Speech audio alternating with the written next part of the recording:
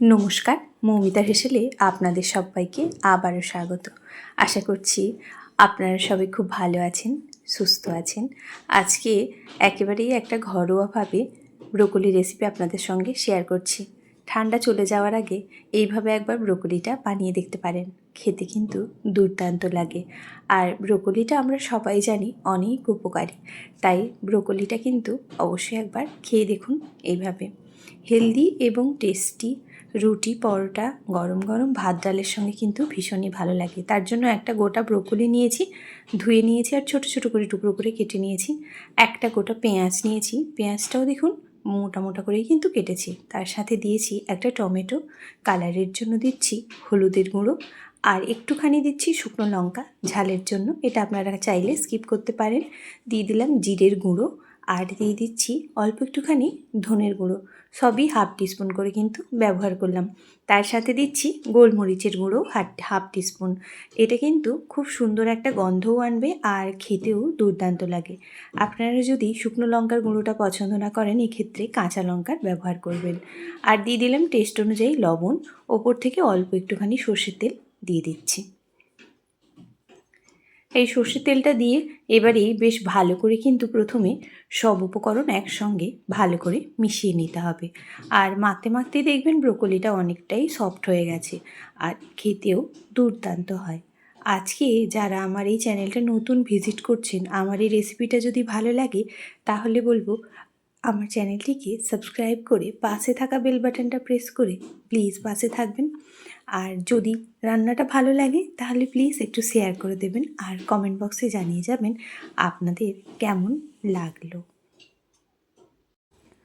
আর এইভাবে ব্রোকলিটাকে মেখে কিন্তু 15 মিনিট মতো রেখে দেবো, তাহলেই একেবারেই সফট হয়ে যাবে।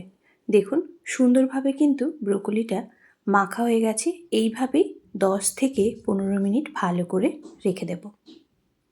তারপরেই দেখুন রান্নাটা করব। তার জন্য গ্যাসের মধ্যে একটা কড়াই বসিয়ে দিয়েছি, অল্প একটুখানি দিয়ে দিচ্ছি সাদা তেল।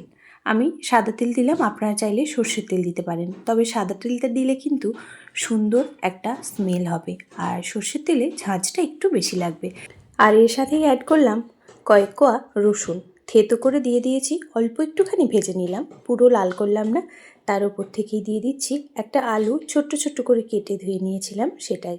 এবার এই আলুর মধ্যে অল্প একটুখানি লবণ দিলাম, দিয়ে 2 থেকে 3 মিনিট ভালো করে ভেজে নিতে হবে, যাতে করে আলুর মধ্যেও একটা সুন্দর কালার আসে আর রসুনটাও বেশ সুন্দরভাবেই গন্ধ ছাড়তে শুরু করবে। সেইরকমভাবেই কিন্তু আলুটা প্রথমে একটুখানি ভেজে নিতে হবে, আর তাতে করে আলুটা কিন্তু অনেকটা সেদ্ধ হয়ে যাবে। দেখুন ঠিক এইরকমভাবে আলুটা ভেজে নিতে হবে। আলুরও কালারটা একটু চেঞ্জ হয়েছে আর রসুনগুলোরও কালারটা একটুখানি চেঞ্জ হয়েছে। এবারে ওপর থেকে দিয়ে দিচ্ছি আগে থেকে মেখে রাখা ব্রোকলিটা।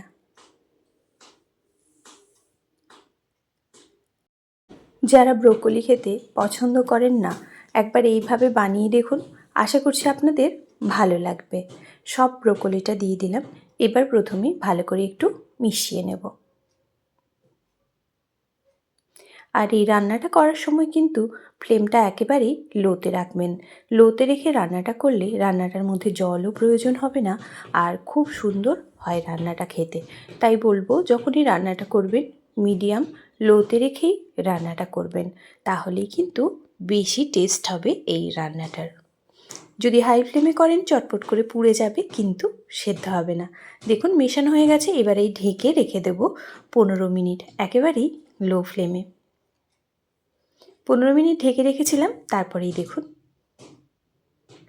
কতটা সুন্দরভাবে সব কিছু সেদ্ধ হয়ে গেছে। আর আপনারা যদি এটা একটু ঝোল পছন্দ করেন তাহলে বলবো অবশ্যই একটুখানি জল অ্যাড করবেন। আমি আর এটার মধ্যে আজকে জল অ্যাড করব না, এরমই রেখে দেব। দেখুন সুন্দরভাবেই আলু ব্রোকলি সব কিছু সেদ্ধ হয়ে গেছে আর এর থেকে আর রান্না করার কোনো প্রয়োজন নেই। এবার গরম গরম ভাতের সঙ্গে কিন্তু বা রুটি পরোটার সব কিছুর সঙ্গেই পরিবেশন করতে পারেন। দেখুন সুন্দরভাবে হয়ে গেছে রান্নাটা। ওপর থেকে একটু টেস্ট ব্যালেন্সের জন্য দিয়ে দিলাম চিনি। চিনিটা দিলে কিন্তু খেতে ভীষণই টেস্টি হয়। তারপরেই আবারও 1 মিনিট মতো রান্নাটা করে নেব, চিনিটা ভালো করে মিশিয়ে নেব যাতে করে সব কিছুর সাথে চিনিটা সুন্দরভাবে চলে যায়।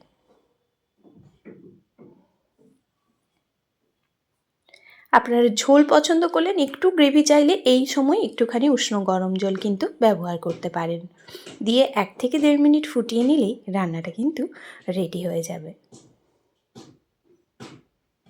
দেখুন কতটা সুন্দর দেখতে হয়েছিল, দেখতে যেমনি হয়েছিল খেতেও কিন্তু দুর্দান্ত টেস্ট হয়েছিল।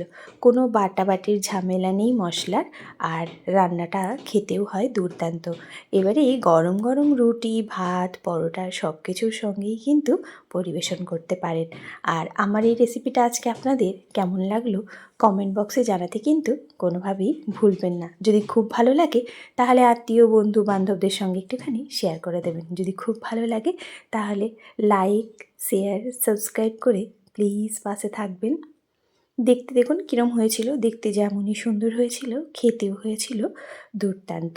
এতটা সময় আমার সঙ্গে থেকে আমার এই রেসিপিটা দেখার জন্য আপনাদের অসংখ্য ধন্যবাদ। ভালো থাকবেন, সুস্থ থাকবেন, দেখা হবে আবারও কোনো এক রেসিপিতে।